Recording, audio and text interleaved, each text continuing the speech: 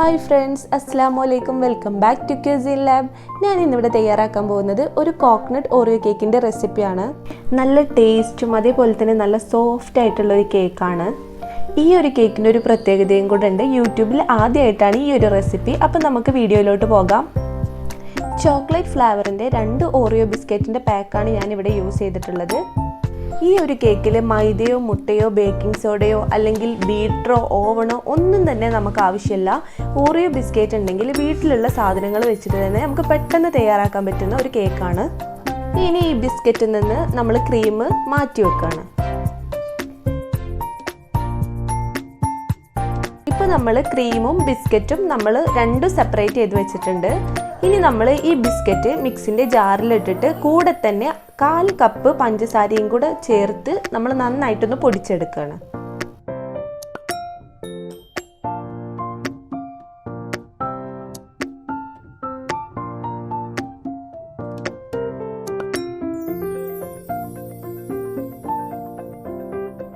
ഈ പൊടിച്ചെടുത്ത മിക്സ് നമ്മളൊരു പാത്രത്തിലോട്ട് മാറ്റി വെക്കുകയാണ്. ഇനി ഇതിൽ 1/4 കപ്പ് പാലാണ് ചേർത്ത് കൊടുക്കുന്നത്. അത് കുറേശ്ശെ ആയിട്ടാണ് ചേർത്ത് കൊടുക്കുന്നത്. എന്നിട്ട് നന്നായി ഇളക്കി കൊടുക്കുക. പൊടിയൊന്നും കട്ട പിടിക്കാതെ നോക്കുക. ഇനി ഈ കേക്ക് ഒന്ന് സോഫ്റ്റ് ആയി കിട്ടാനും പൊങ്ങി വരാനും വേണ്ടിയിട്ട് ഞാനിവിടെ 3/4 ടേബിൾ സ്പൂൺ ബേക്കിംഗ് പൗഡറാണ് ഉപയോഗിക്കുന്നത്.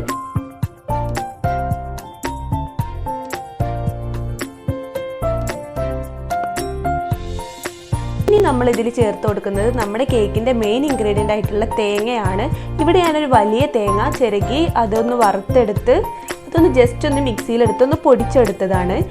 അതിൽ നിന്നൊരു 1/4 കപ്പോളം ഞാൻ ഈ ബാറ്ററിലോട്ട് ഇട്ട് കൊടുക്കുന്നുണ്ട്.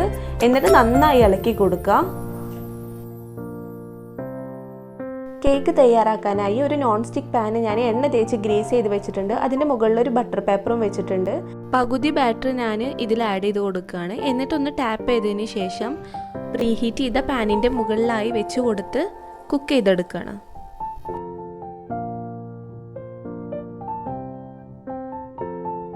ഈ സമയം കൊണ്ട് കേക്കിന് മുകളിൽ വെച്ച് കൊടുക്കാനായിട്ടുള്ള സാധനങ്ങൾ ഞാൻ പ്രിപ്പയർ ചെയ്തെടുക്കുകയാണ്. അപ്പോൾ 5 ബിസ്ക്കറ്റിൻ്റെ ക്രീം ഒന്നിനു മുകളിൽ ഒന്നായി വെച്ച് അതൊന്ന് ഫോൾഡ് ചെയ്ത് അതിൻ്റെ നടുഭാഗം ഒന്ന് മുറിച്ചെടുക്കുകയാണ്. അപ്പോൾ ഒരു ഫ്ലവർ പോലെ കിട്ടിയിട്ടുണ്ട്. ഇനി ബാക്കി വന്ന തേങ്ങ 2 പോർഷനാക്കി മാറ്റി വെക്കാണ്. ഒന്നിൽ നമ്മൾ മാറ്റി വെച്ചിട്ടുള്ള ക്രീം ചേർത്ത് നന്നായി മിക്സ് ചെയ്തെടുക്കുകയാണ്. എന്നിട്ട് അതൊന്ന് മാറ്റി വെക്കാം കേട്ടോ. ഒരു 4 മിനിറ്റ് ആയപ്പോൾ തന്നെ നമ്മുടെ കേക്കിൻ്റെ ഫസ്റ്റ് ലെയർ കുക്കായി വന്നിട്ടുണ്ട്. ഇതിന് മുകളിലായിട്ട് തേങ്ങ ഇട്ടതിന് ശേഷമാണ് ബാറ്റർ ഒഴിച്ചു കൊടുക്കുന്നത്. ഈ തേങ്ങ ഇട്ട് കൊടുക്കുമ്പോൾ സൈഡിലോട്ടൊന്നും ആവാതിരിക്കാൻ ശ്രദ്ധിക്കുക. കാരണം കേക്ക് 2 സെപ്പറേറ്റ് ലെയറായി നിൽക്കാനും പൊട്ടിപ്പോവാനും സാധ്യതയുണ്ട്.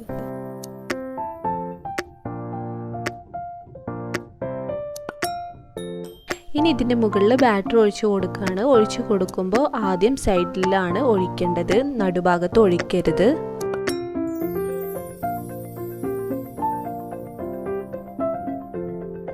കംപ്ലീറ്റ് ആയി കവർ ചെയ്തതിന് ശേഷം വീണ്ടും അടച്ച് വെച്ച് ഒരു 20 മിനിറ്റ് ഒക്കെ കുക്ക് ചെയ്തെടുക്കുക. അത്ര ടൈം എടുത്തു ഇതൊന്ന് വെന്ത് വരാൻ.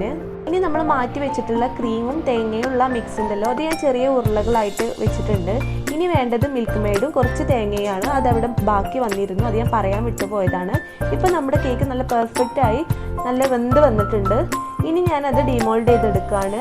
എന്നിട്ട് അതിൻ്റെ മുകളിലുള്ള ബട്ടർ പേപ്പർ റിമൂവ് ചെയ്യുകയാണ്. എന്നിട്ട് കേക്കിൻ്റെ അടിവശം മുകളിലോട്ടായിട്ടാണ് വെച്ചിട്ടുള്ളത്. കാരണം കേക്കിന് നല്ലൊരു ഷേപ്പ് കിട്ടാൻ വേണ്ടിയിട്ടാണ്.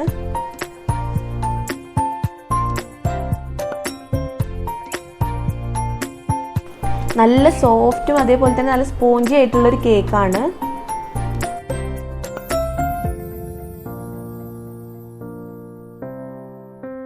ഈ കേക്ക് ഒന്ന് വെറ്റാക്കി എടുക്കാൻ വേണ്ടിയിട്ട് ഞാൻ മിൽക്ക് മെയ്ഡാണ് ഇവിടെ ഉപയോഗിക്കുന്നത്.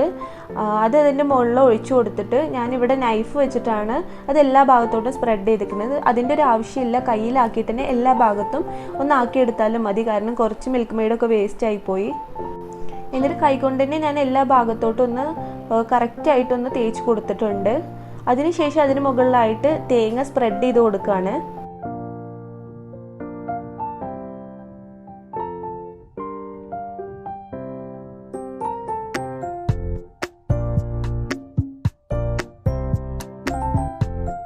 ഉണ്ടാക്കിയെടുത്ത തേങ്ങയും ക്രീമിൻ്റെയും ബോൾസ് ഞാൻ അതിൻ്റെ മുകളിൽ വെച്ച് കൊടുക്കുകയാണ്. എല്ലാ ഭാഗത്തോട്ടായിട്ട് വെച്ച് കൊടുക്കുകയാണ് ഇതുപോലെ. അതിനുശേഷം നമ്മൾ ക്രീം ഉണ്ടല്ലോ, ക്രീമായിട്ട് ഒരു പൂവ് ഉണ്ടാക്കിയത് അത് ഞാൻ അതിൻ്റെ നടുഭാഗത്താണ് ഫിക്സ് ചെയ്യുന്നത്. ഈ പൂവിൻ്റെ ഇതളുകളൊക്കെ ഒന്ന് ഞാൻ കൈകൊണ്ടൊന്ന് ഷേപ്പ് ചെയ്തിട്ടുണ്ടായിരുന്നു. ഈ കേക്ക് കാണുന്നതിൻ്റെ ഭംഗി പോലെ തന്നെ നല്ല ടേസ്റ്റും ഉണ്ടായിരുന്നു.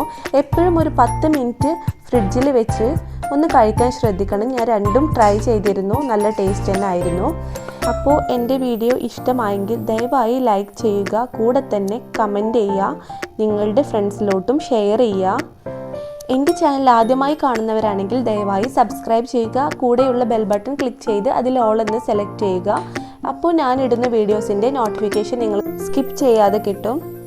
ഈ വീഡിയോ കണ്ട എല്ലാവരോടും ഉള്ളൊരു റിക്വസ്റ്റ് ആണ്, എല്ലാവരും ഈ കേക്ക് ട്രൈ ചെയ്ത് നോക്കുക, കൂടെ ഫീഡ്ബാക്ക്സ് അറിയിക്കുക. യൂട്യൂബിൽ ആദ്യമായിട്ടാണ് കേട്ടോ ഈ റെസിപ്പി ഉള്ളത്.